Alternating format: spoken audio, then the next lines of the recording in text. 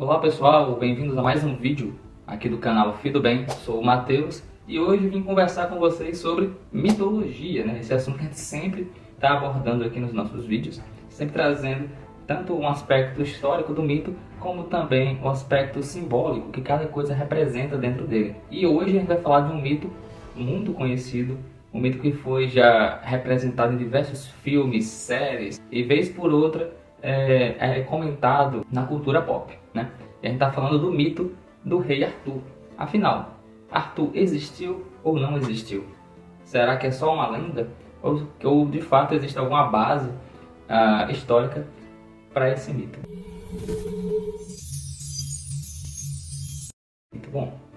É um assunto que causa polêmica no senso comum, digamos assim, até hoje. Apesar de que hoje em dia, né, nos dias atuais, existe uma tendência, digamos assim, da academia a dizer que Arthur, de fato, é só um mito. Porém, a gente sabe que tudo pode mudar, né? Quando se fala de história, a depender do que for achado e novas escavações.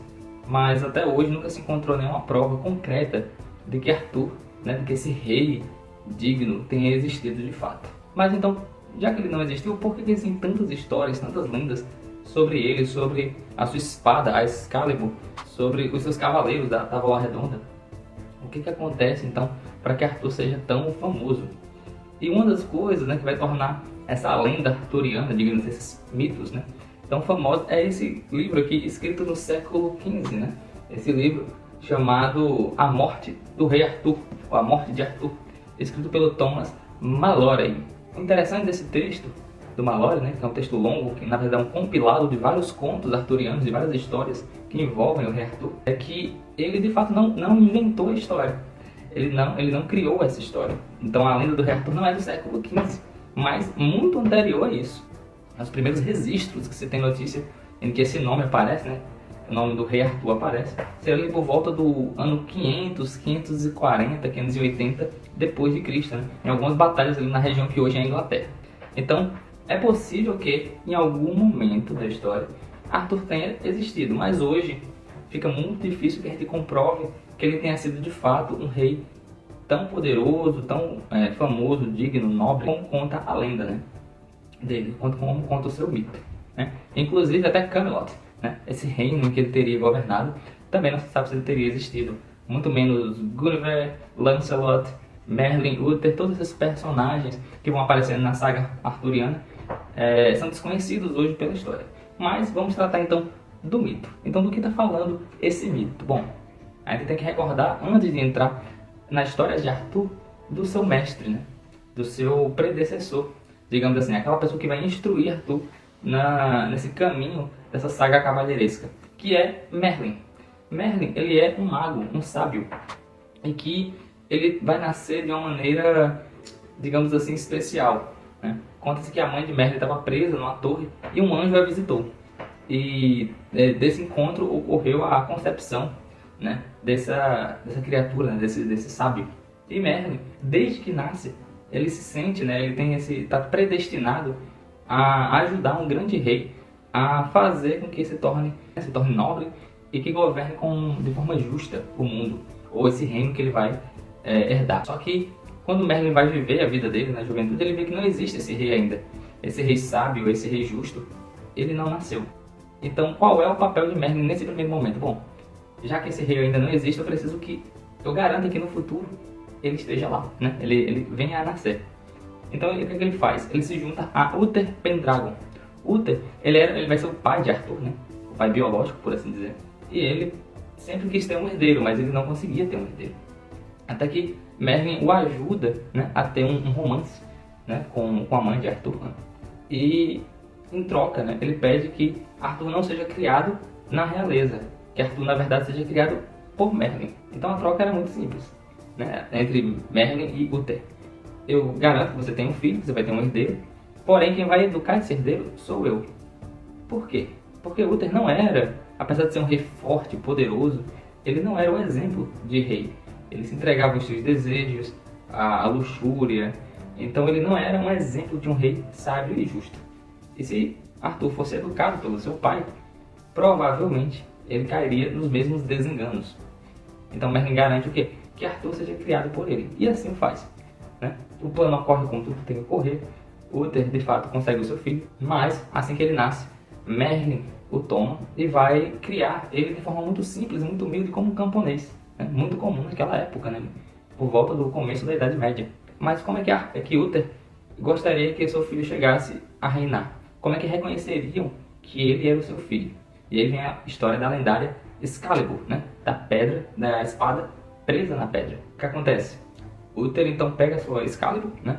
E finca ela na rocha, dizendo que somente o seu herdeiro, somente um verdadeiro rei, poderia tirá-la de lá. E aí muitas pessoas tentam e, obviamente, que ninguém consegue arrancar a espada da pedra. Então essa lenda é colocada aí para o futuro. Então essa espada está lá, à espera que Arthur um dia chegue e consiga retirá-la. Enquanto isso, Arthur vai sendo criado por Merlin, né? De forma muito simples, simplória, com poucas regalias, com nenhuma regalia para falar a verdade, até que tem um momento em que ele se torna escudeiro, né? Naquela época era muito interessante perceber que a cavalaria era um dote da nobreza e nem todo mundo poderia virar escudeiro, mas Merlin consegue fazer com que Arthur, né, siga esse caminho. E num desses combates, num dessas, digamos assim, aventuranças, né, entre um cavaleiro e seu escudeiro, sem querer, Arthur acaba retirando a espada da pedra. Assim ele passa a ser reconhecido como, nossa, agora sim, chegou o rei, o verdadeiro rei está para governar. Essa é uma primeira parte das aventuras de Arthur. Não dá para contar todas as aventuras aqui, porque, enfim, são inúmeras, né? Então, como vocês podem ver aqui pelo livro, né?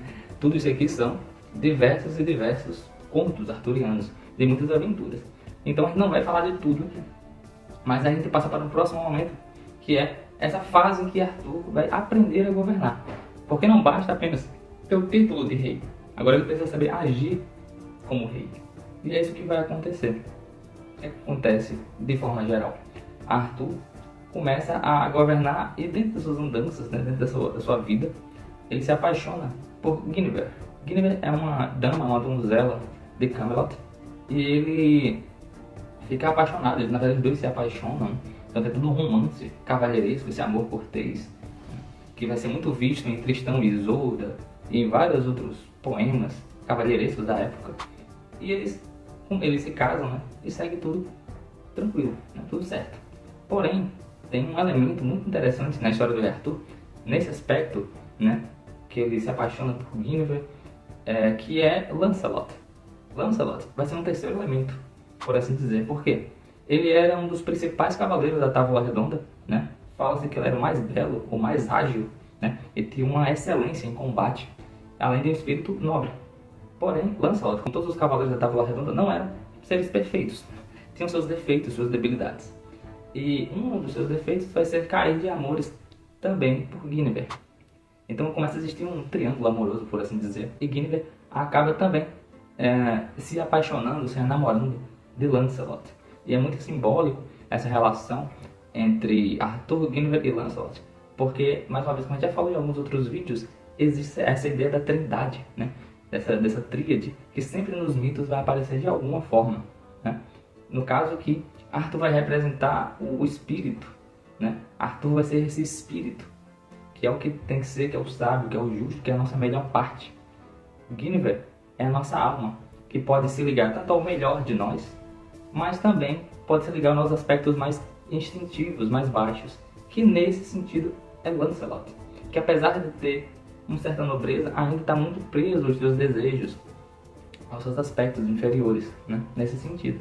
Então é muito interessante perceber que essa ideia da alma, né, que muitas vezes no mito vai ser representada pela figura feminina, né, que sempre está buscando o seu aspecto superior e tem sempre que superar provas em respeito, em detrimento dos seus instintos e dos seus desejos, vai representar então esse momento em que a alma esquece do espírito e se apaixona pelo corpo, digamos assim, onde ela se torna prisioneira dos desejos.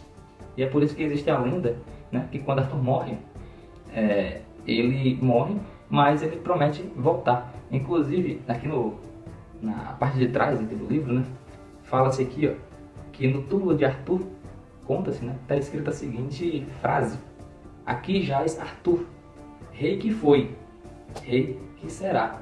Então é como se fosse um prenúncio de que esse espírito, agora que já não tem a alma, né, que a alma o trocou, ele se foi, mas ele está destinado a retornar, porque o melhor de nós deve sempre governar. Essa é uma chave de interpretação para essa relação do mito, né? Aí tem vários outros símbolos, né? Dentro dessa parte do mito, muito resumidamente, a gente contou aqui. Então, por exemplo, um outro símbolo muito interessante é a figura do Merlin, né? É esse sábio que, sabendo o potencial do Arthur, que sabe o potencial desse espírito, desse ser, que precisa vir ao mundo para torná-lo mais justo e melhor, ele garante que ele tenha uma educação sábia, uma educação que busca as melhores escolhas. Não significa dizer que Arthur escolheu sempre o melhor, mas ele aprendeu a enxergar a vida um pouco mais, de forma mais didática, de forma mais buscando encontrar a si mesmo, buscando encontrar respostas e não colocando desculpas, por assim dizer. Então é muito comum que Merlin coloque desafios que busquem forjar o espírito de Arthur para ele se tornar de fato o melhor que ele pode ser, né? Em detrimento, a gente vê Uther como esse caráter desse rei, digamos assim, egoísta. Ele quer ter um filho para garantir a sua linhagem no trono. Ele não quer que o melhor governe, mas sim que o seu herdeiro governe.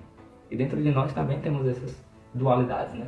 Esse egoísmo que queremos que a nossa parte, os nossos desejos se realizem e só os nossos se realizem, né? Se tivermos que escolher. E poucas vezes temos essa capacidade de abrir mão de nós mesmos pelo outro. E Arthur vai representar justamente isso. Por isso que ele não desiste da humanidade. E de tempos em tempos, conta-se o mito, ele se reúne com seus cavaleiros e pergunta se a humanidade está preparada para o seu retorno. E fala-se que ainda não, né? Sempre fala-se que precisa de um pouco mais de tempo. Porque de nada adiantaria um rei sábio sem súditos que também pudessem reconhecê-lo. Bom, pessoal, aqui é um pequeno resumo dessa saga arturiana. Essa saga que foi representada, como eu já falei, em filmes, em séries, em livros como esse aqui. Sugerimos fortemente a leitura. A gente pode até trazer outros mitos mais específicos sobre os Cavaleiros da Távola Redonda, sobre as sagas que Arthur viveu, né? Para poder aprofundar um pouco mais nesses símbolos, ok? Mas por enquanto é só. Essa é uma introdução, né, ao ciclo arturiano. Espero que tenham gostado.